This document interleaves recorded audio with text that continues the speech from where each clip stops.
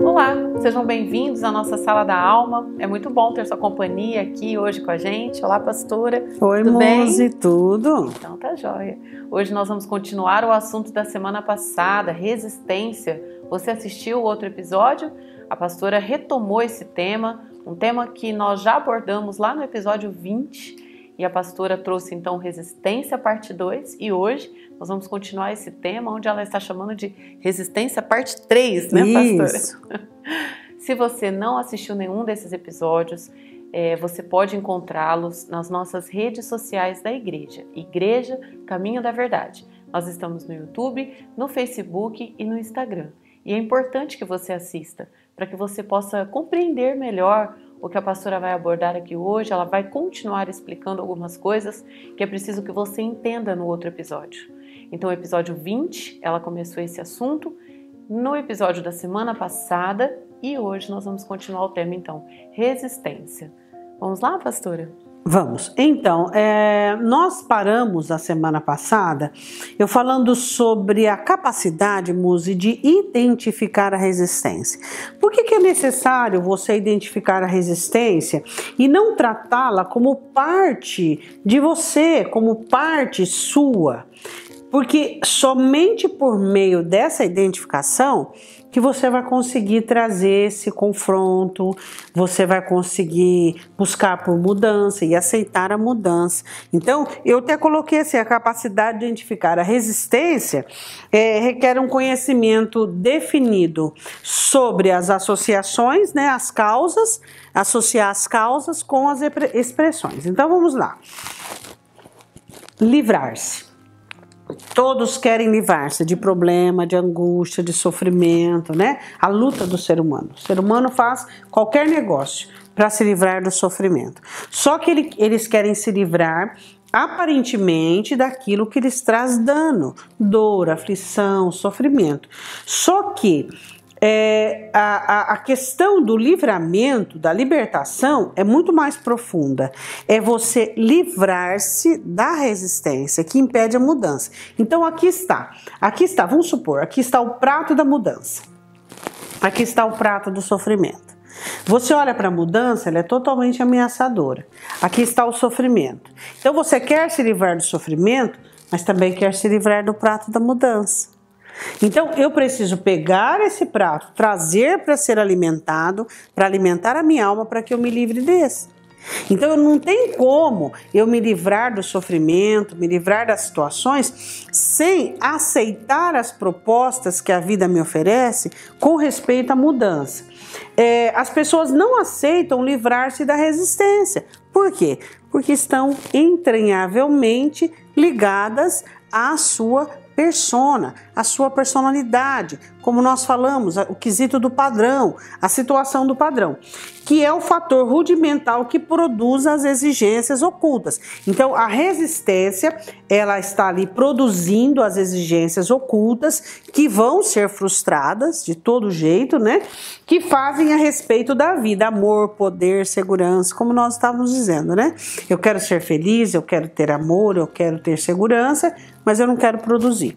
Então, o que eu desenvolvo? Eu desenvolvo exigência secreta, que é o que eu preciso, busco e às vezes forço as pessoas a me oferecer.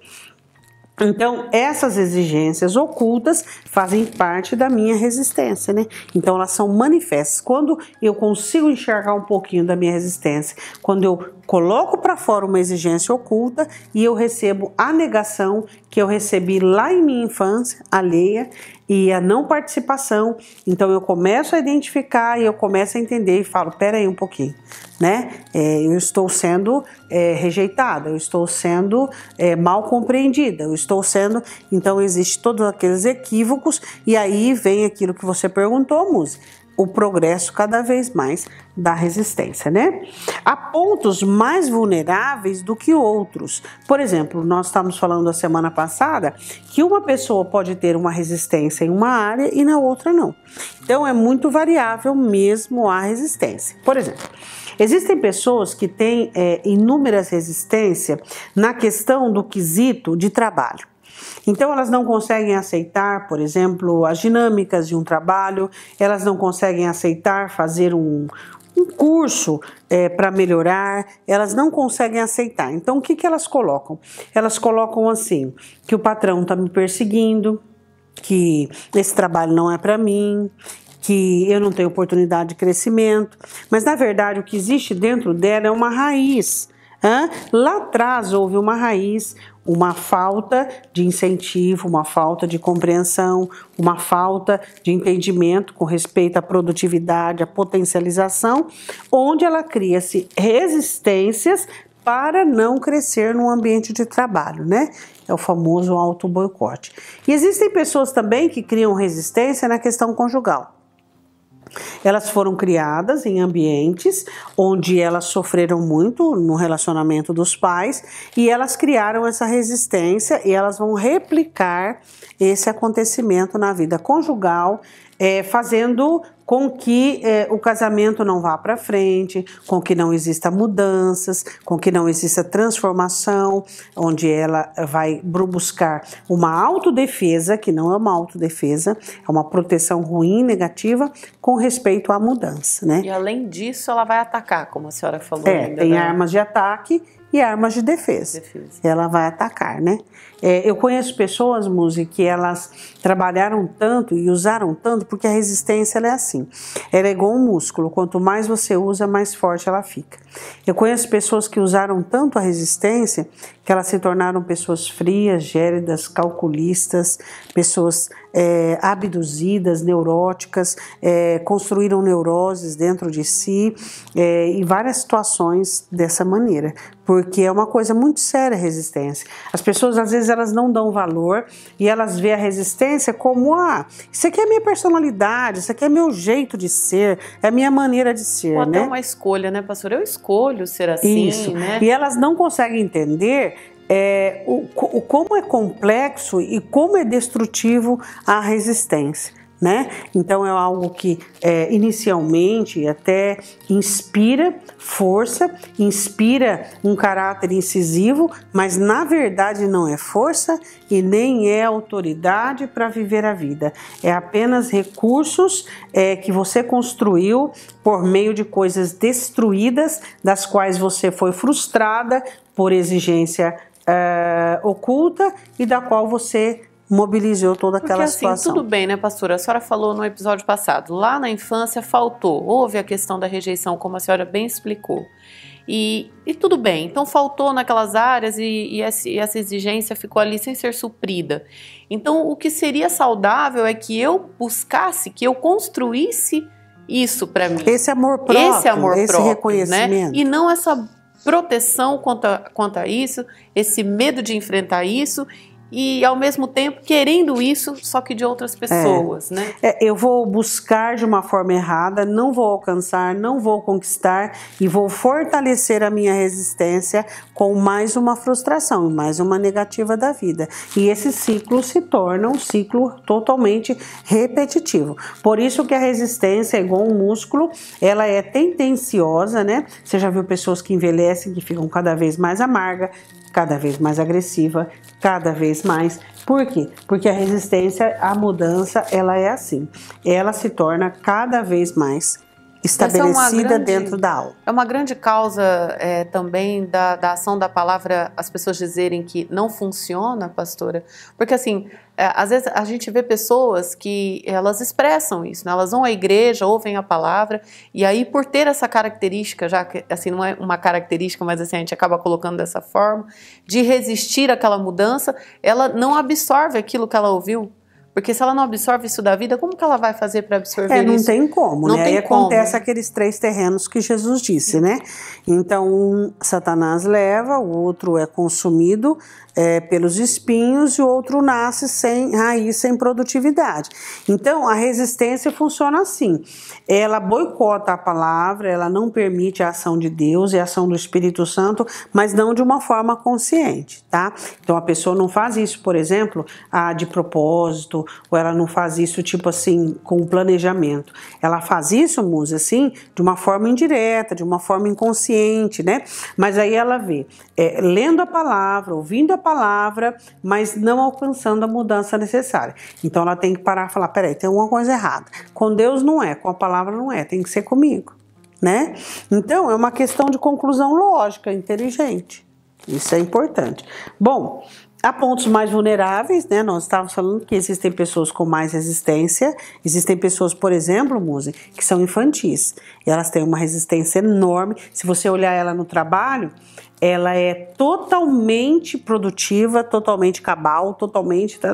Mas no relacionamento com... é infantil, entende? Então existe essa diferença, né? Essa variedade. As resistências podem ser reforçadas até chegarem a limitações. Elas chegam a limitações, elas chegam à reclusão, elas vão progredindo, né? O próximo episódio, se assim o Senhor permitir, eu quero falar então sobre essa limitação que é esse boicote, que é esse tolimento particular, onde as pessoas elas têm a resistência como um agravante e aí acontece isso. Bom, a resistência, ela fecha os olhos, ela leva a pessoa a uma certa sonolência, a um certo desmaio, né? Fazendo com que a pessoa não consiga enxergar o movimento dela. Então, quando você a resistência, ela é chamada e convidada a agir, é como se você perdesse o sentido de desmaio. E aí é só resistência. Então, você fala assim, você falou isso, eu não falei. Você fez isso, eu não fiz. Por quê? Porque é algo tão natural. A resistência tomar aquele corpo é como se fosse uma outra pessoa. Ela toma o domínio das faculdades e a pessoa não acredita. Aí às vezes você grava, você filma, você mostra, você fala assim, me perdoa, não acredito que eu disse isso. Ou então até a pessoa lembra e tal, me perdoa e tal. Por quê? Porque é algo tão forte, tão defensivo, que parte pro automático. Ataque, tão automático, que a pessoa não acredita. Por quê? Porque ela desliga o racional e assume o alerta, o posicionamento do quê? De resistência. Só que, mas isso acontece comigo, isso acontece, eu saio de mim mesmo. E às vezes as pessoas falam com orgulho isso, né? Elas dizem assim, eu saio de mim mesmo e eu não me respondo por mim. Mas isso não é normal, né? Tudo aquilo que te leva a ser irracional, tipo esse entorpecimento, essa sonolência não é normal. Ela faz o que? Ela leva o indivíduo a procurar direções erradas. Então, a pessoa cai numa sonolência emocional, racional, onde a resistência se manifesta e aí ela procura a direção errada. Qual direção que ela procura? O outro. Racional. O outro. O outro ataca o outro é culpado e tal. E o que ela vai procurar? Ela vai procurar colinho. Tem sempre alguém que me dá colo, tem sempre alguém que me acolhe, tem sempre alguém... Eu costumo dizer o seguinte, né, algumas pregações, eu digo assim, que existem coisas que você diz boas que fazem mais mal para as pessoas do que o próprio mal que você identifica como mal.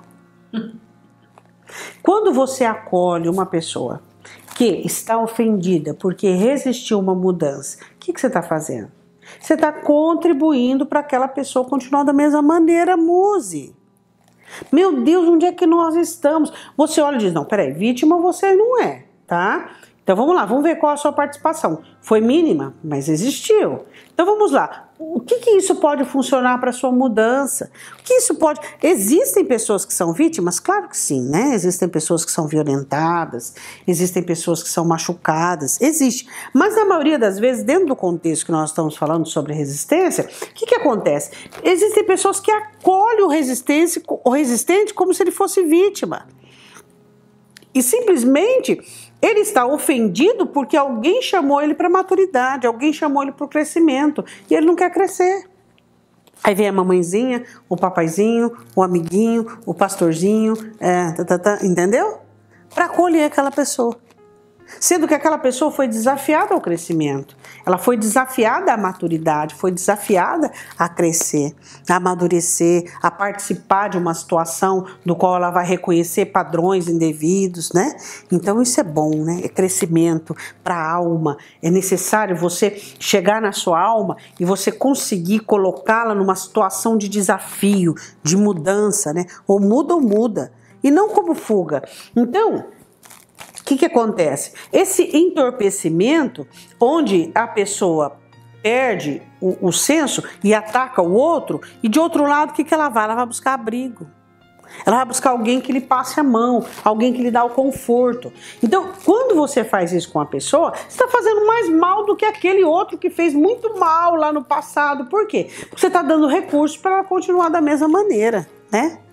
Então, quer dizer, se eu sou uma pessoa que eu não mudo, eu preciso ter pessoas do meu lado que me desafiam a mudar, que me desafiam a melhorar. Nesse processo aí da mudança, essa é uma escolha imprescindível, né, pastora? Com quem eu estarei, né?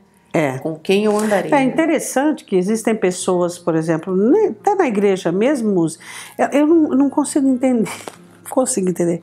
Elas fazem amigos apenas as pessoas que elas se identificam em termos assim, que vão me aplaudir, vão passar a mão na minha cabeça, vão dar tapinha nas minhas costas, entende? Então elas vão criar um ambiente assim, um ambiente solícito, que vão exigir de mim as minhas performances, os meus padrões e assim por diante, né? E não a minha mudança. Então vamos lá. Fecha os olhos, leva.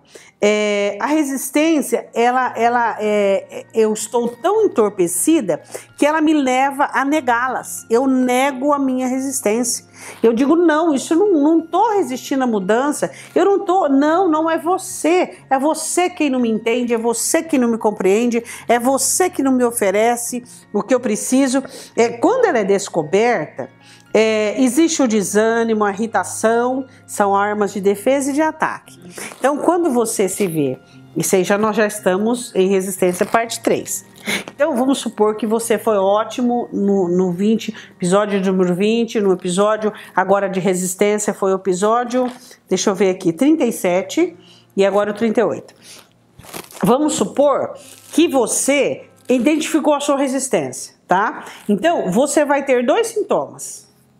Um sintoma depressivo, de desânimo, né? Esse é um deles. Ou um sintoma de irritação, que é de ataque. Você identificou a sua resistência. Você conseguiu identificar. Então você vai ter 2 sintomas. Você vai ficar desanimado, prostrado, eu não valho, eu não mudo, eu não melhoro, minha vida é um buraco. Ou então você vai atacar, ficar irritado, ficar nervoso, ficar irritado, alguma coisa do tipo. Bom, as tentativas existem de frustrar qualquer iniciativa de exposição e confronto. Então, eu vou mobilizar dentro de mim, eu vou mobilizar toda tentativa para frustrar qualquer investida de mudança. Isso é normal. Entendeu?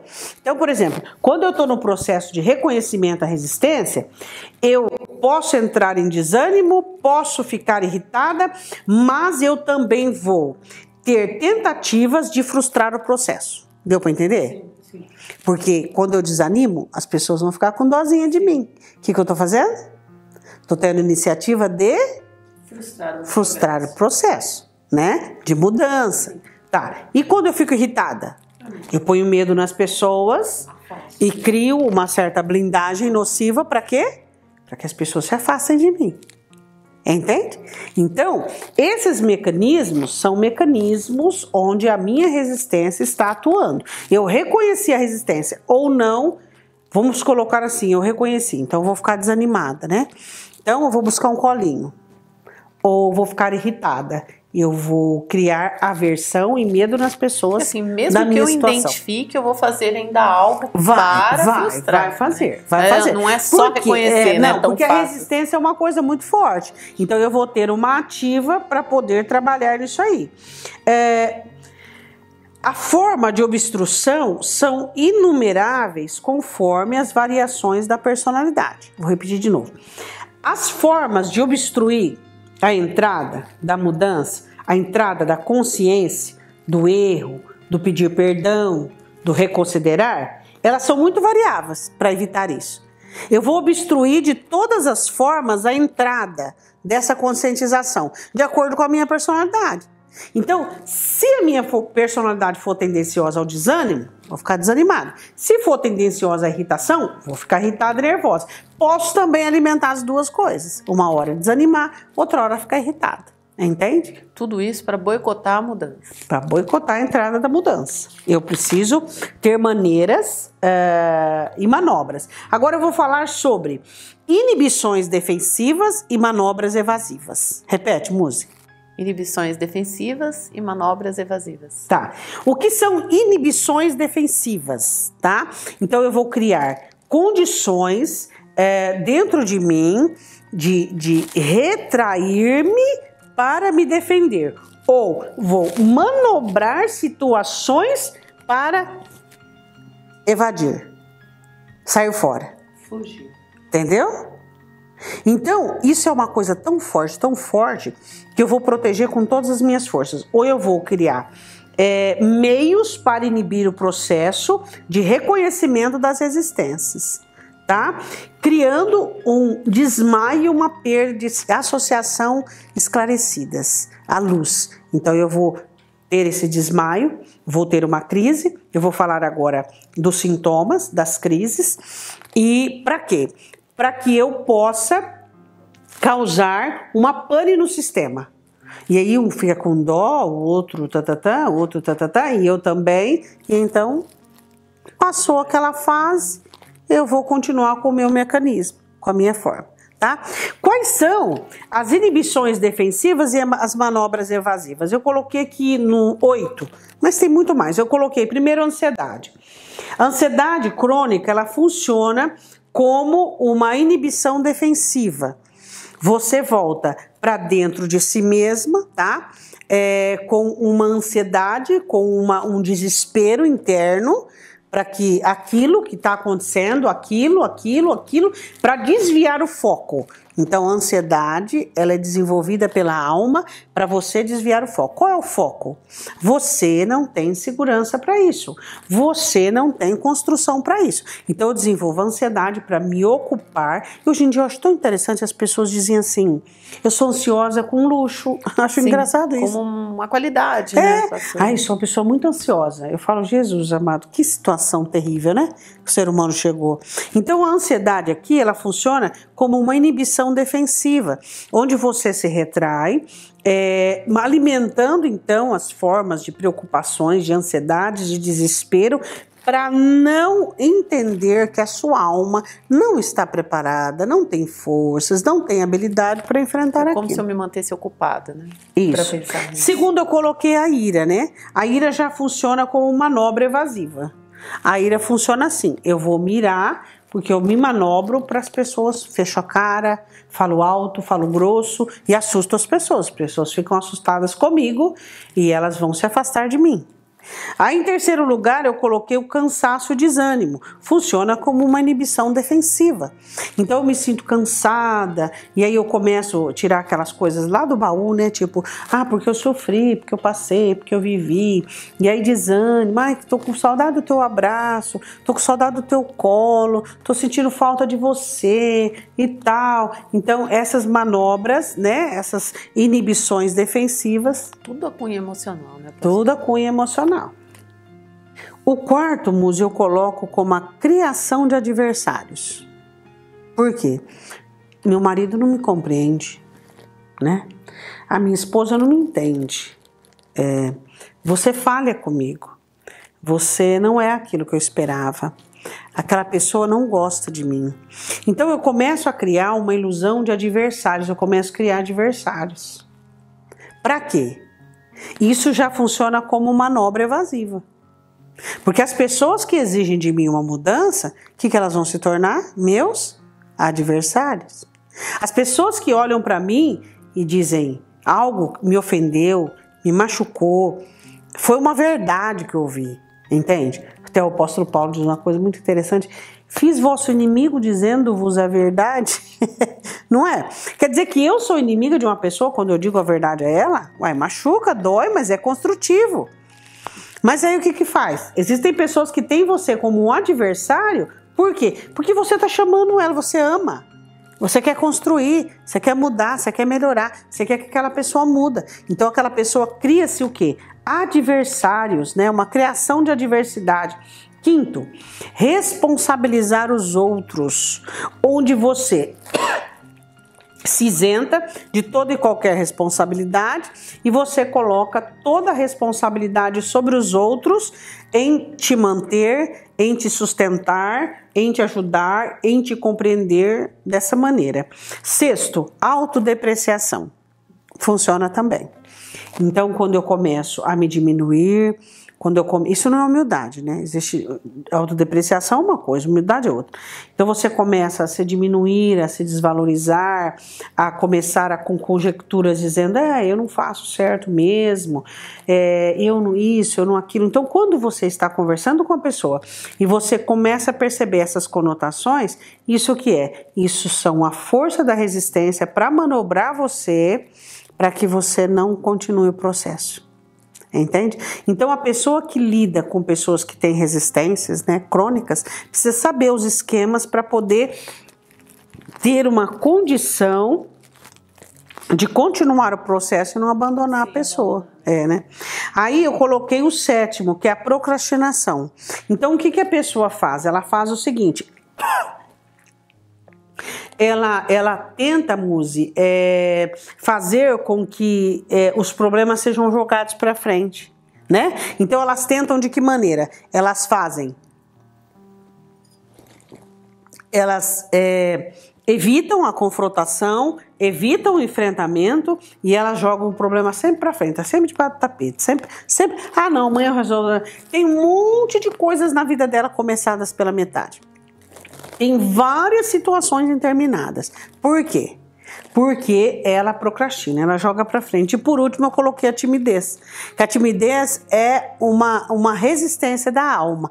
Então eu me caracterizo tímido, mas na verdade eu sou uma pessoa que eu tenho medo de me envolver, eu tenho medo de passar vergonha, eu tenho medo de me arriscar, eu tenho medo das pessoas enxergarem as minhas fraquezas. Então eu digo, eu sou tímido e então eu não me exponho. Então eu disse várias situações, sintomas na verdade, de resistência. Se você tem esses sintomas, você tem que enxergar a sua resistência para combatê-la. Bom, tentativas de manobras, uma delas também é tentar resolver rapidamente, faz parte da procrastinação. Quando a pessoa tenta resolver rapidamente um problema, sabe assim?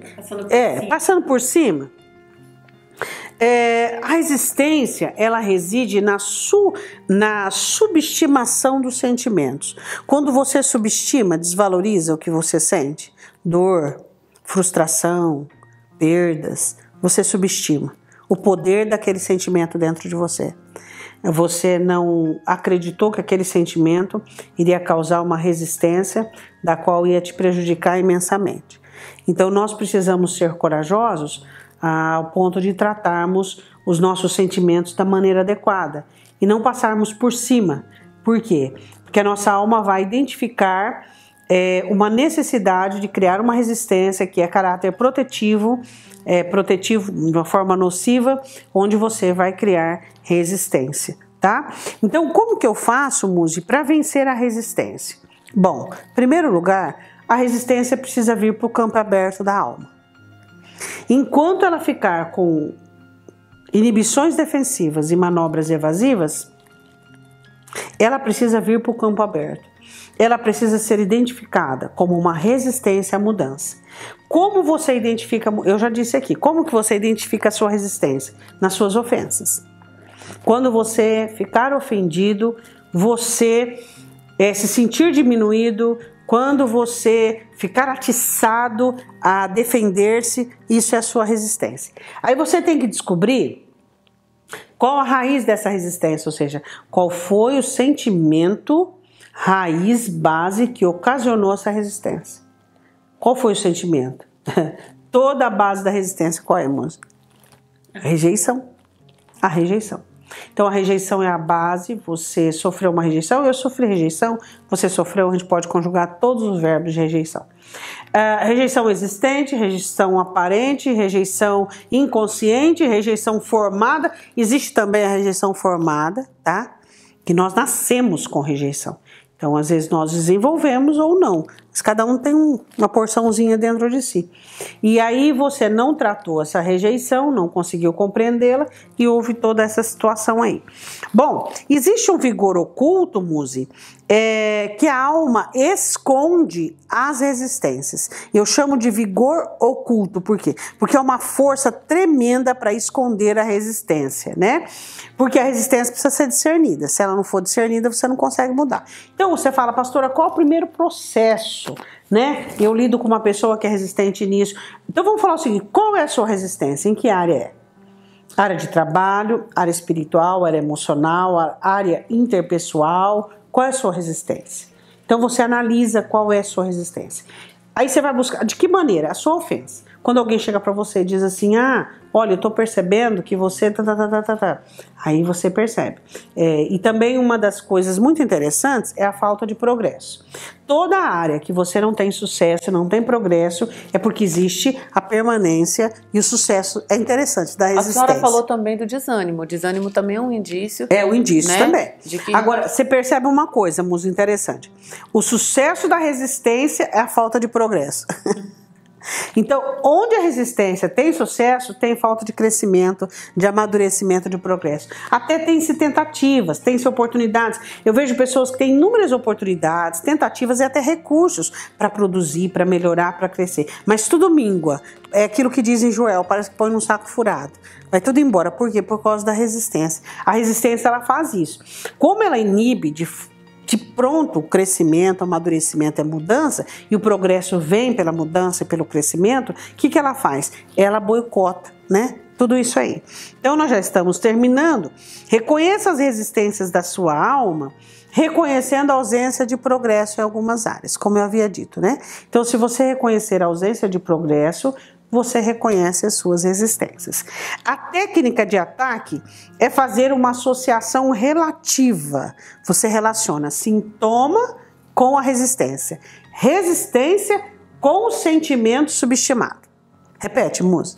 Não consigo. Então vamos lá. Você vai relacionar. Como que você vai relacionar? Você vai relacionar a técnica de ataque. É fazer uma associação entre o quê? Sintoma. Resistência. Resistência, se analisa o padrão. Resistência, sentimento subestimado. Nasceu tudo em um sentimento subestimado. Produziu o quê? O padrão incluiu a resistência como forma de preservação para você observar o sintoma. Quais foram os sintomas? Eu falei, timidez, ansiedade, ira, imediatismo, tudo isso. Entendeu? É complexo um pouco para a gente compreender a princípio, mas a gente precisa então desenhar dessa forma como a senhora fez. Estudar de fato cada um, né, como a senhora fez. Fazer esse paralelo aí para que a gente possa achar então o ponto de partida. Gostaríamos, né, que as pessoas levassem a sério a resistência. Por quê? Porque ela é a causa do ananismo emocional. Ela é a causa do infantilismo, ela é a causa do servilismo, ela é a causa do ativismo, muitos ismos que são neuroses emocionais, doenças músicas. Existem pessoas, eu conheço pessoas que desenvolvem doenças psicossomáticas numa crise de resistência. Então, eu estou numa crise onde eu fui desnudada, onde alguém viu a minha resistência, onde eu falhei, eu fracassei, eu vou fazer uma manobra evasiva ficando doente. Eu fico doente para quê? Para que a pessoa para a qual eu ofendi, a pessoa pela qual eu errei, fique com compaixão de mim e eu passo por cima daquele problema e ela esqueça aquilo e acabou. Isso tem muito doenças psicossomáticas, pessoas que desenvolvem doenças que são de verdade mesmo, doem mesmo, mas é como uma manobra evasiva. É como se nós disséssemos que a resistência, ela protege a rejeição, pastor? Protege a rejeição, protege o ananismo, protege o ativismo e todos os ismos da alma. Porque se segura ali, né, e não se sai do lugar. É, muito complexo. Muito complexo. Mas nós precisamos entender, nós precisamos estudar. Se você ficou um pouco às vezes perdido. Eu fiquei às vezes aqui também um pouco, mas a gente precisa parar e estudar todo esse conteúdo que a pastora trouxe hoje para que nós tenhamos uma vida de progresso. Todos nós queremos isso. Dá trabalho, exige? Sim, mas é recompensador, porque é a nossa vida. Nós só temos uma, né, pastora? Só. E precisa valer a pena viver ela, né? Vamos fazer uma oração, pastora? Vamos. Pai, nós te pedimos que o Senhor nos ajude. Não estamos só nessa jornada, nessa empreitada. Temos a ação do Teu Espírito Santo junto conosco a nos ajudar. Visita, Senhor, todo aquele que tem tido convívio com pessoas muito resistentes. Dê-lhe sabedoria e não permita com que ele desista. Ó Senhor, visite aqueles que estão reconhecendo as resistências. O Teu altar está aberto, ó Deus, para o arrependimento, para o quebrantamento, para a mudança. Eu te peço em nome do Senhor Jesus. Amém. Amém. Deus abençoe você e até o próximo Sala da Alma.